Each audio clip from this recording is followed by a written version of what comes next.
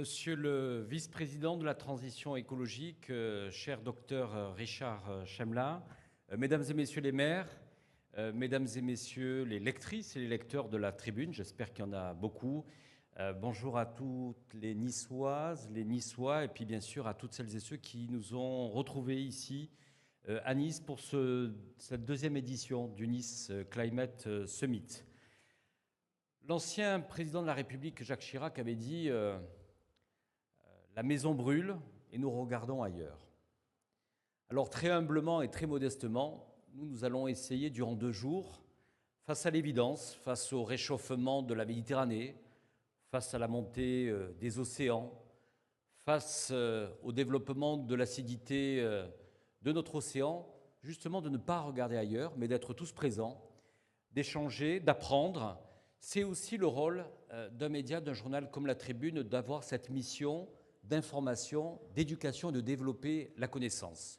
Je le dis parce que lorsqu'il y a toujours un événement autour de ces sujets de la transition écologique, ça crée quelquefois des interrogations sur le rôle des médias.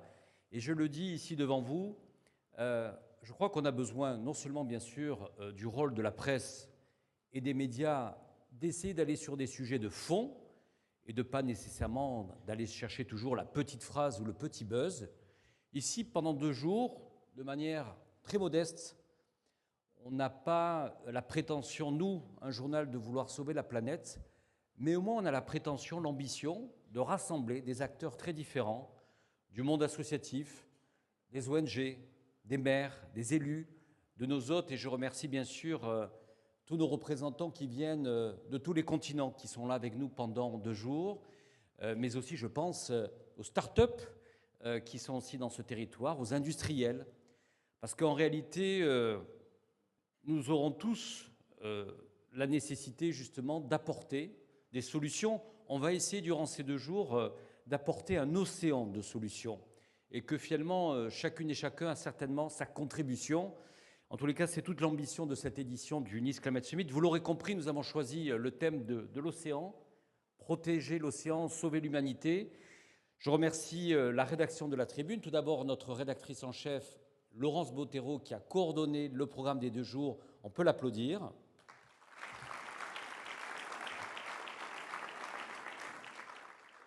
Remercier bien sûr nos autres journalistes, je pense à Philippe Mabi, notre directeur éditorial, à Ludovic de Sauté, à Thierry Apparu et aussi à Maëva. Voilà, ils se sont appliqués à élaborer un programme dans lequel on va aborder tous les sujets. Alors, en 2 jours, on ne peut pas aborder tous les sujets, mais on a essayé d'apporter vraiment de la diversité dans les intervenants, du débat contradictoire, il en faut. Sur un sujet comme celui-ci, c'est normal qu'on par moment ne soit pas totalement d'accord ou aligné. On sait qu'il faut aller plus vite sur les enjeux de décarbonation, ça sera dit. Mais l'essentiel, c'est d'être dans le débat, d'être dans l'écoute et d'être justement dans l'acceptation justement de ce débat contradictoire. On espère aussi que cette 2e édition soit aussi un événement qui aboutisse aussi à des projets, ce qui avait été le cas l'année dernière, avec tout un tas de projets d'engagement de la part du monde associatif, du monde aussi des entreprises, et bien sûr des collectivités locales, car sans les maires de la métropole de Nice Côte d'Azur, on ne pourrait pas réaliser cet événement. Je tenais bien entendu à remercier la métropole de Nice, son maire de Nice, Christian Estrosi, qui nous rejoindra tout à l'heure en début d'après-midi, remercier le président de la région Sud, Renaud Muselier, qui est un partenaire à 100% pour cet événement. Remercier votre quotidien régional, Nice Matin, qui est partenaire du Nice Climate Summit, et puis aussi les entreprises qui ont souhaité s'engager, non pas qu'elles viennent chercher une virginité, mais elles se disent que peut-être, comme elles sont une partie du problème, elles peuvent être aussi une partie de la solution. Et je remercie la Banque des Territoires, l'aéroport de Nice-Côte d'Azur, CMA-CGM, Covivio, Dalkia, Deloitte, la Méridionale, Promethée, Suez et Veolia. Vous dire en tous les cas que nous sommes très heureux d'être avec vous durant ces 2 jours. Pour nous, je terminerai par ça, on dit quelquefois que nous, les médias, on est un peu éloignés du terrain. On s'intéresse justement qu'au petit buzz, qu'on ne prend pas le temps d'écouter, qu'on ne prend pas le temps du temps long. J'espère qu'on vous démontrera en étant présent ici pendant 2 jours que nous, justement, s'intéressons au fond, à la forme, au temps long et surtout aux solutions qui pourront se concrétiser durant ce 2 jours. Je vous souhaite une excellente deuxième édition du Nice Climate Summit.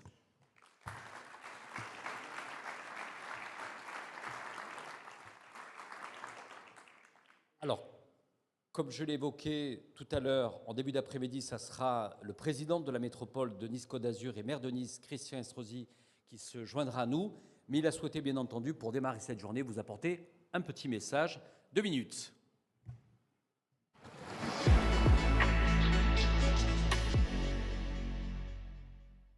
Mesdames et messieurs, je m'excuse de ne pouvoir être parmi vous au moment où s'ouvre le Nice Climate Summit, organisé en partenariat avec la Tribune, avec Nice Matin, avec d'autres grands médias locaux. Mais je veux vous dire au moment où je quitte l'Assemblée Générale des Nations Unies pour sauter dans mon avion et vous rejoindre le plus rapidement possible, que je serai là en début d'après-midi. Mais je veux dire aussi que je ne reviens pas à Nice sans bonne nouvelle, puisque naturellement nous avons profité de cette occasion pour rencontrer la plupart des chefs d'État, de gouvernement, sous l'autorité du président des Nations Unies, et en même temps définir les grands objectifs de Nice pour le sommet des océans qui se tiendra en juin 2025. Et au fond, le Nice Climate Summit est un temps préparatoire de cela.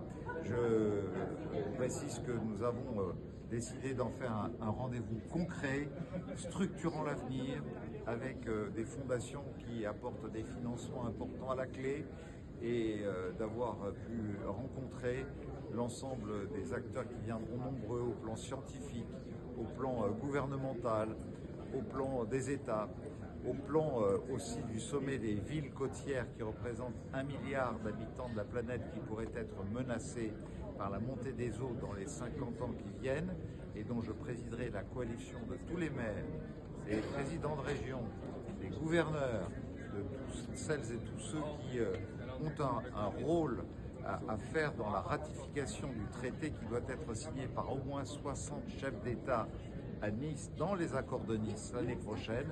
Voilà tout ce dont il a été question et que j'aurai l'occasion d'évoquer avec vous dès ce début d'après-midi.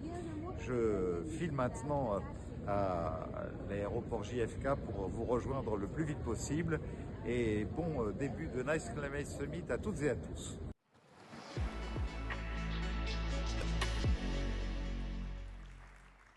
Voilà, pour rentrer dans l'action et enfin ouvrir cette deuxième édition du Nice Climate Summit, j'appelle le vice-président de la transition écologique, j'appelle le docteur Richard Schemla.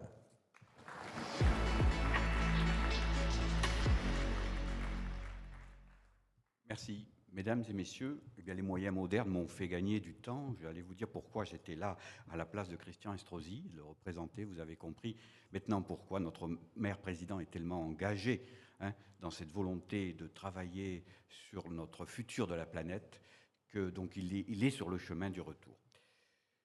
Je voudrais d'abord remercier mes collègues qui sont présents, Madame Agnès Rampal, qui est extrêmement engagée dans l'Euroméditerranée, donc un volet important de cette planète, ma collègue Christiane Amiel, qui est d'autant plus engagée sur tout ce qui est relations internationales et nous permet à Nice d'être à ce niveau-là, ma collègue Mathilde Diouf, j'espère n'oublier personne, et bien sûr Jean-Christophe Tortora, qui nous permet d'être dans l'antichambre, en fait, avec cette réunion de l'Océan 2025.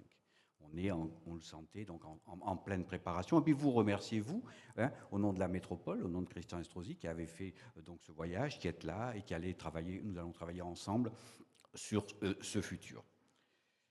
Mesdames et messieurs, je voulais vous adresser un petit message. Quel est le message? Parce que c'est toujours important, on a dit qu'on devait être concret.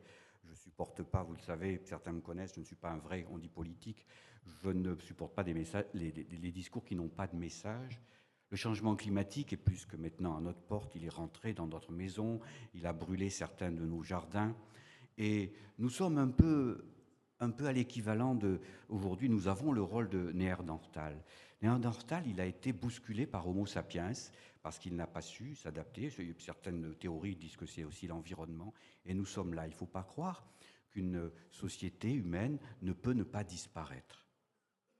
Et tout dépend maintenant de nous. Nous avons commencé à nous développer, c'est vrai, nous avons perdu nos poids, nous avons appris à nous chauffer facilement, à nous refroidir facilement quand nous avions chaud. De plus en plus, nous avons développé notre agriculture, nous l'avons hyper mécanisée, nous avons même donné de la viande à des herbivores qui nous ont fait découvrir des virus. Et on a continué notre développement.